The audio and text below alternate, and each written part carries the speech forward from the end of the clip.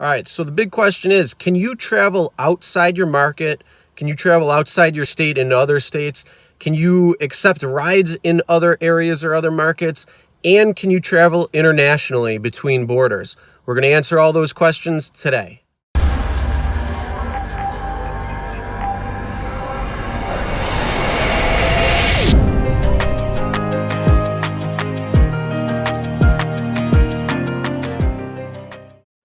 Hey everyone, Chris here from Realridesharestories. On this channel we do a lot of different things within the rideshare industry, so if you're new here, make sure you hit that subscribe button and ring the bell for notifications.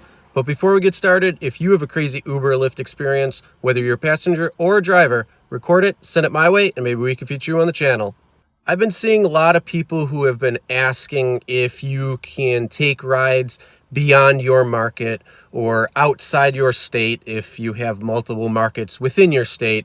If you can take rides in other areas that's outside your market, and also if you can travel internationally. I've seen this in many Facebook group posts recently, being also in upstate and western New York. We're very close to the border of Canada, so that's why there's a lot of questions there. But yeah, we're going to be talking about that.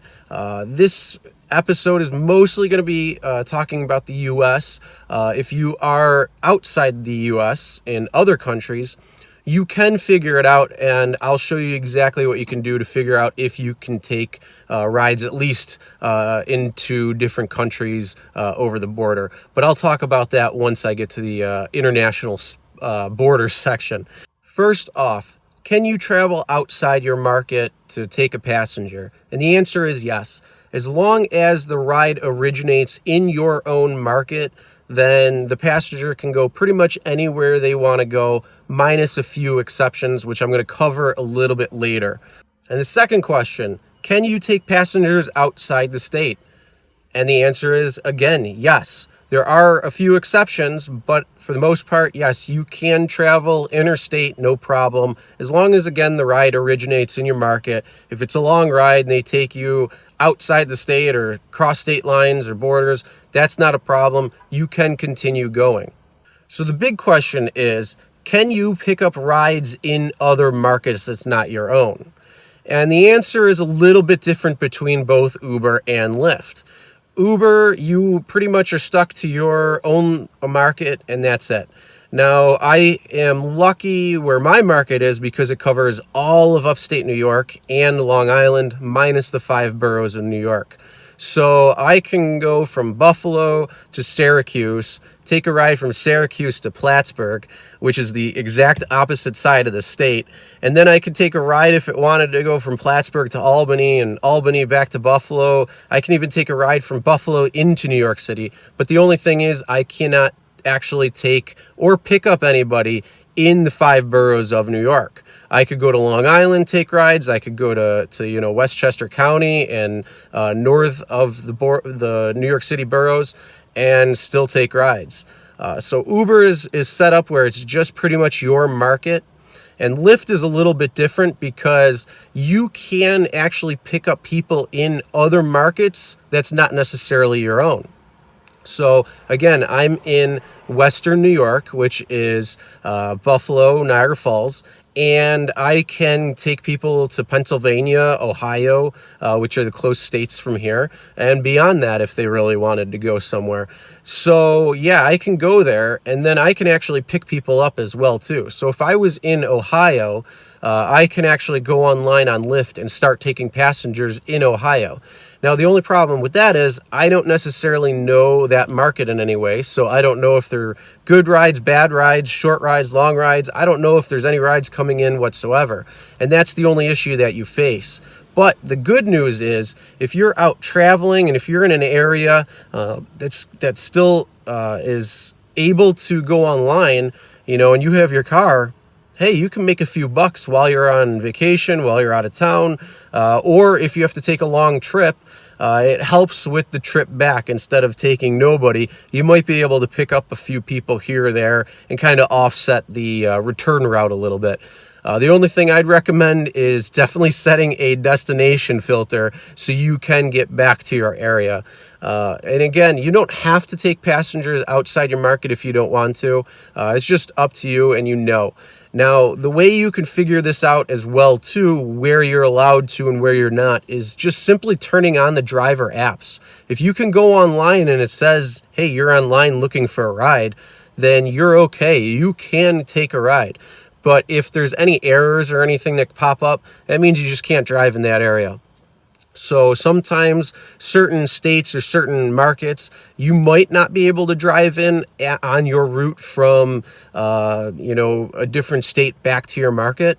So you just have to be aware of those things. So certain rides might not be able to originate in certain areas, but in some areas they can. So that's kind of the difference there between Uber and Lyft, where Lyft is a little bit more lenient between that.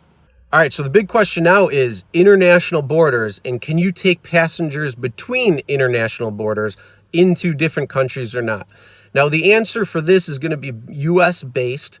It might actually be different in other countries. I'm not sure. But one way you can figure that out, I'm going to share with you in just a minute. But this is going to be US based. And if you drive Uber or Lyft in the US, you cannot cross international borders for a passenger. That's the only exception to the rule, pretty much, is that you can't do that. And the other exception to the rule is, especially for Lyft, the max payout is $300 for a ride in several markets. You want to check your rate card online in the dashboard to actually see what your max is that you can take. And again, that's for the regular rides. That's not for XL or Lux or any of those different rides where things can change. But for the most part, if you're driving X, it's like a $300 max. So you don't want to go beyond that when it comes to a payout. But going on to international borders, back to that, no, you cannot drive international borders. So anything along Texas, Arizona, New Mexico, California, especially like San Diego or Corpus Christi or any of these border town areas, you can't actually cross into Mexico to take passengers. And the same thing for north into Canada. So anybody along the northern states that border Canada, you can't cross the bridges or you can't cross the border going into taking passengers. And there's a lot of reasons for it, but it's just a policy that they have. So now comes the question, but I've taken people across the border and nothing happened. I didn't know. Well, here's the problem. What the passengers are doing is they're ordering a ride and having the destination put into anywhere. And then what they'll do is once the ride is ordered, they can switch their end destination into another country, into Canada or into Mexico, at least originating from the US. And drivers who do not know that don't know that, and they'll just take the ride across the border and not necessarily know any better. So that is a major problem right there when it comes to being able to edit rides and editing them to where the location should be, which would be the border crossing itself, but they're changing it to beyond the border. And again, that's a flaw in Uber and Lyft system that they need to address and take care of. But no, anybody who's in at least where the ride is originating within the US, you cannot cross borders into other countries.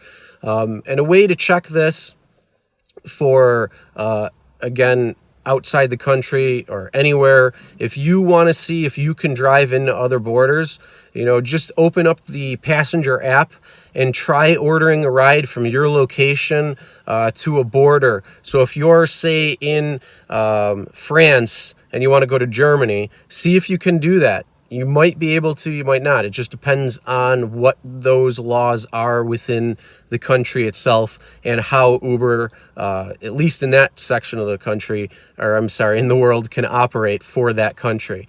But again, in the US, it is only within the US. You can't go internationally. A lot of reasons, but mostly it's for liability purpose. It's also for insurance purpose. So if you cross borders, Uber and Lyft will not cover you for any reason. Again, insurance companies will look for everything and they say, hey, you can't do business internationally. You don't have that kind of license to be able to do that, to cross borders. So they basically essentially cut it off. Now, what the best practice is, if somebody wants to go across the country into either Mexico or Canada, you know, you can say, hey, look, I can drop you off at the border itself. You can cross the bridge or you can cross the port of entry, no problem. And then you have to order a different ride on the other side of the border. So either in Mexico or Canada, you can order a ride there. That's the proper procedure. That's the best practice. But unfortunately, sometimes passengers will try to change the route before you even pick them up to go to either Canada or Mexico. And again, you're not supposed to be doing that. So anybody who may have done that or think that they've been doing that, just know that's not the right procedure. You're not supposed to do that. Also, a big thing is, if they have any record on them or you have any record on you or anything like that where you're not allowed in that country, like Canada won't accept people with DWIs or DUIs. And same thing, you don't know who you're picking up when it comes to a passenger, and you don't know what they might have in their possession as well too. If they're trying to do something that's not necessarily in accordance with the law. So best thing is, don't do it. It's not worth it. It's not worth the risk. If something happens, you're going to be liable as well too. So that's the best thing, best practices when it comes to border crossings.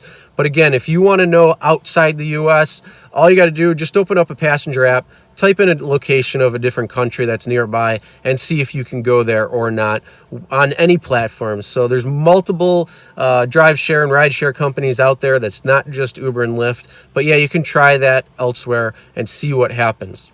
All right, so that's the end of today's video. Hope you learned a lot, especially when it comes to international borders, traveling between the US and Canada or Mexico, and just those things there. Now, if you have traveled internationally, comment below and let me know and see what happened, or tell me what went on there.